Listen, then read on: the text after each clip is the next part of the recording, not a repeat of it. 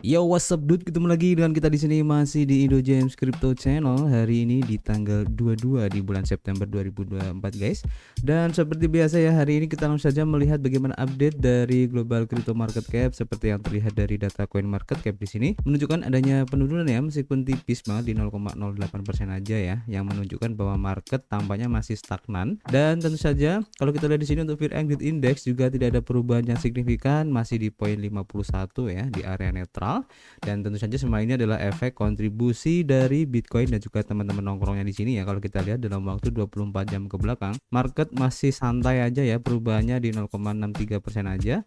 Dan begitu juga untuk Ethereum, perubahannya mungkin hijau ya di 0,93%, dan disusul juga oleh BNB meskipun merah di 0,62%, dan juga Solana turun di 1,3% aja guys. Dan kalau kita lihat di sini rata-rata untuk perubahan yang terjadi dari altcoin tampaknya masih cukup stagnan ya, tidak ada perubahan yang signifikan, dan rata-rata ada yang hijau dan ada yang merah ya. Kalian bisa cek sendiri untuk lebih lengkapnya di coin market cap. Oke, kemudian selanjutnya kalau kita lihat ya, dari pergerakan harga Bitcoin hari ini sempat menyentuh di harga $64.000 ya, dan seperti yang sudah saya bilang kemarin, untuk target di pola yang terbentuk beberapa minggu ini ya, yaitu di harga sekitar $66.000, ini masih dalam perjalanan guys, dan apakah itu bisa tereksekusi atau enggak, kita akan masih tetap menunggu ya, dan pantau bareng-bareng. Dan tentu saja kita akan menginformasikan news-news ataupun berita-berita yang berhubungan dengan Bitcoin ini, yang tentu saja bisa men-trigger pergerakan harga dari Bitcoin ini guys. Oke, jadi kalian tetap stay tune di sini. Oke, dan untuk sementara kita pantau bareng-bareng ya untuk pergerakan harga Bitcoin hari ini guys. Oke, dan seperti biasa kita sudah mengumpulkan beberapa informasi yang menarik guys, yang sudah kita informasikan kemarin, bahwa belakangan ini memang tersebar banyak para analis ya yang mengindikasikan bahwa untuk alt season ini sudah dekat guys ya.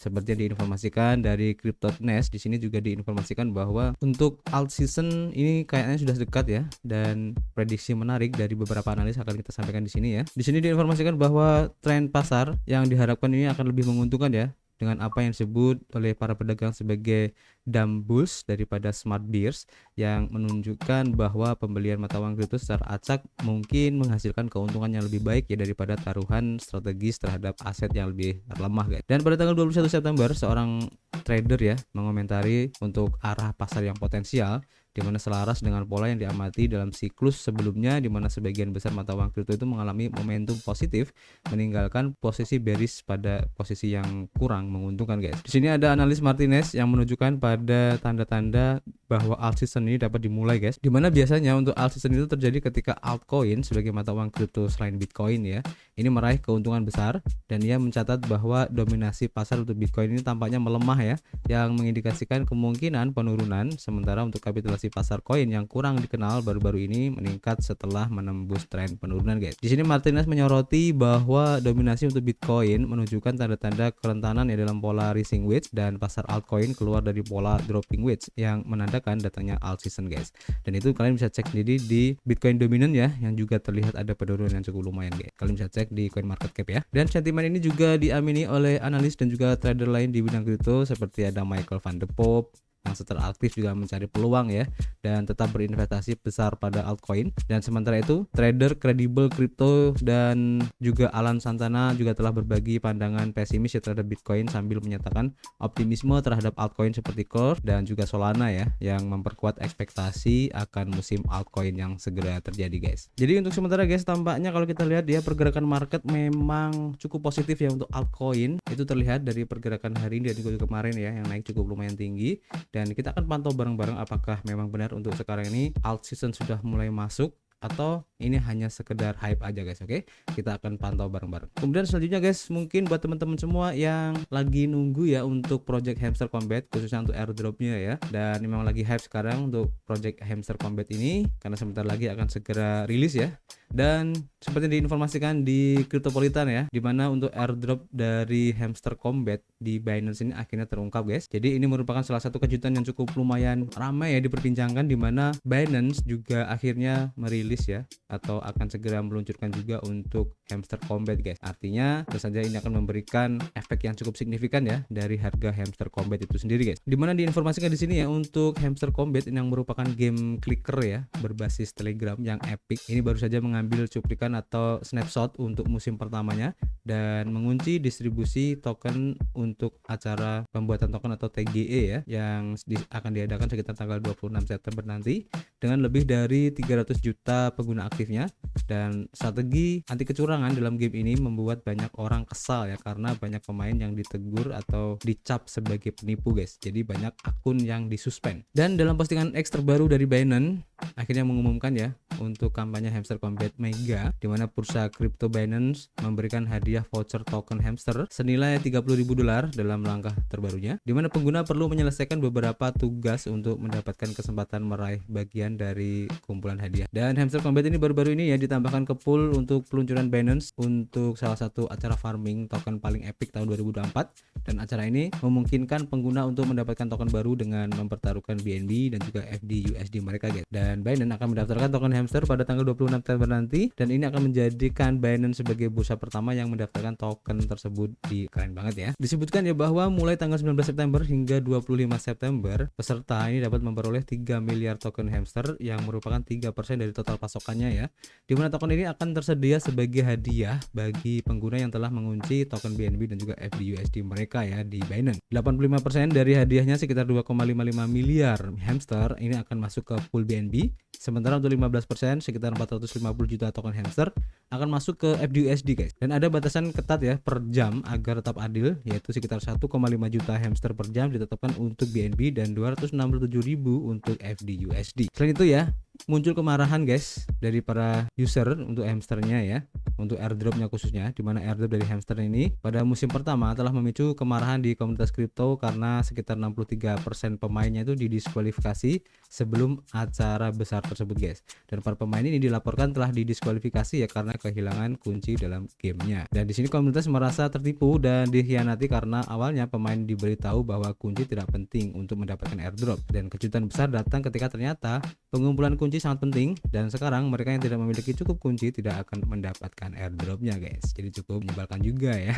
Ini seperti kayak prank aja ya. Dan untuk musim Hamster Combat baru juga sudah keluar ya untuk sekarang, dimana Hamster Combat belum memberikan tanggapan atas masalah ini, tapi telah mengeluarkan adanya pengumuman baru, dimana pengumuman tersebut berisi pesan untuk para CEO dari game bahwa game tersebut tidak berakhir dengan snapshot dan game tersebut kini memasuki musim interlude Hamster Combat guys. Kemudian lebih lanjut kalau kita lansir guys dari harian Bin Crypto ya, diinformasikan bahwa untuk snapshot dari musim pertama Hamster Combat ini memicu kontroversi karena pemain itu menuntut transparansi guys. Jadi seperti yang kita informasikan sebelumnya, adanya kekecewaan ya dari para pengguna di musim pertamanya, dan itu menimbulkan adanya pemicu ya karena para pemain ini menuntut adanya transparansi kenapa mereka terkena diskualifikasi ya, istilahnya kayak gitulah ya. Dan bagi banyak orang di komunitas, diskualifikasi ini terasa seperti pengkhianatan katanya, dimana para pemain ini yang telah menginvestasikan waktu dan juga upaya untuk meningkatkan PPH mereka ya, tiba-tiba didiskualifikasi tanpa adanya peringatan guys. Nah sementara itu beberapa pemain yang menggunakan beberapa akun dan generator kunci tetap memenuhi syarat untuk mendapatkan airdrop ya. Ini beruntung banget bagi mereka yang menggunakan bot ya. Ini pasti keren banget guys, sudah dapat banyak banget pasti ya. Dan yang menambah kontroversi adalah spekulasi tentang nilai token dari hamster itu sendiri ya setelah diluncurkan secara resmi,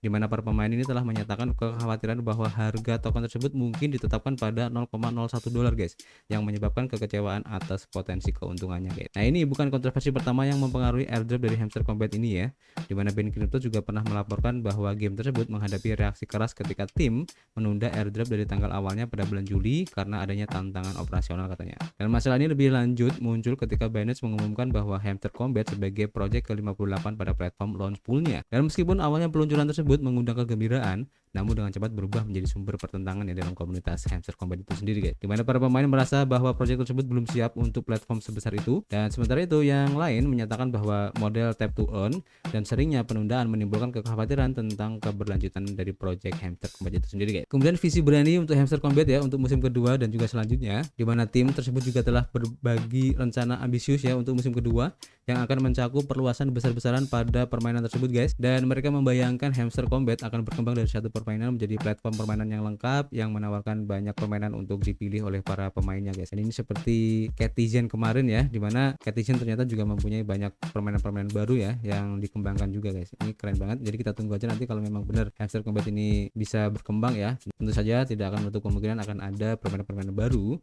yang akan dikeluarkan oleh Hamster Combat ini guys. Oke, apalagi dengan valuasi yang telah dikumpulkan ya dari Hamster Combat ini yang sudah cukup besar banget guys. Oke. Kemudian selanjutnya bagi para pecinta PI Network ini mungkin menjadi salah satu informasi yang cukup menarik ya. Jadi kalau kita lansir ya dari harian Crypto Potato, di mana untuk rangkuman ya dari berita PI Network selama 30 hari terakhir ini kita akan informasikan ya. Jadi PI Network ini telah ada selama bertahun-tahun, dan buat teman-teman semua yang sudah menggarapnya mungkin ini bisa menjadi salah satu berita yang cukup menarik ya. Nah di sini selama sebulan terakhir ya, di mana tim di balik PI Network ini mengumumkan beberapa pembaruan dan juga inisiatif mendatang yang mungkin menarik bagi para penggunanya. Di mana kelompok kerja tersebut berpendapat bahwa lebih dari 13 juta orang telah lulus prosedur Know Your Customer atau KYC ya. Di mana sedangkan lebih dari 6 juta telah bermigrasi ke mainnet, dan mereka juga menetapkan tanggal 30 September 2024 sebagai batas waktu bagi pengguna untuk menyelesaikan verifikasi KYC dan beralih ke mainnetnya guys. Dan selain itu ya, PI Bridge yang merupakan platform keuangan terdesentralisasi yang bertindak sebagai bridge atau jembatan antara jaringan PI dan juga blockchain lainnya,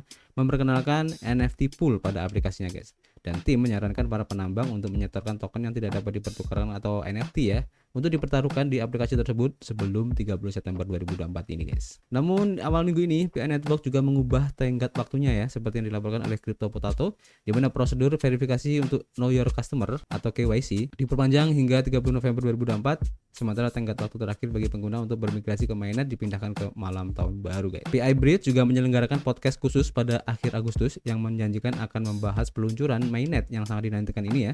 Dan pembicara acara bincang-bincang tersebut termasuk Victor Nguyen yang merupakan CEO dari PI Bridge, kemudian ada Woody Lightyear, pendiri PI Revolution, Wesley Roca, manajer pemasaran Tel Internasional, dan juga Vindi Cat CD, terkemuka dalam komunitas PI Network yang sering mengambil bagian dalam pertemuan komunitas semacam itu. Dan tak lama setelah diskusi tersebut ya, tim inti dari PI Network juga mengatakan peta jalan akan terbuka untuk mainnet yang seharusnya memungkinkan pembelian dan juga penjualan token PI secara resmi akan diumumkan pada bulan Desember 2024 ini. Dan banyak pengguna memuji ya untuk langkah tersebut dengan mengatakan bahwa mereka sangat menantikan pengungkapan yang akan datang. Namun yang lain tidak begitu optimis dengan mengklaim bahwa ini adalah taktik penundaan lain yang tidak akan diikuti dengan upaya nyata guys. Jadi semua terserah pada teman-teman semua. Kalau memang kalian memang masih berharap atau mempunyai keyakinan ya dengan adanya project PI Network ini, kalian garap aja terus dan ikuti aja perkembangannya seperti apa. Dan jika memang nanti bisa mainnet dan bisa diperdagangkan untuk token PI-nya ya, ini juga akan menjadi sesuatu yang menarik ya untuk bisa kalian dapatkan nanti. Oke, jadi tetap strong, tetap optimis saja, dan tentu saja kita semangat guys. Oke, dan untuk sementara dulu guys yang bisa kita sampaikan hari ini, nanti kita akan update lagi,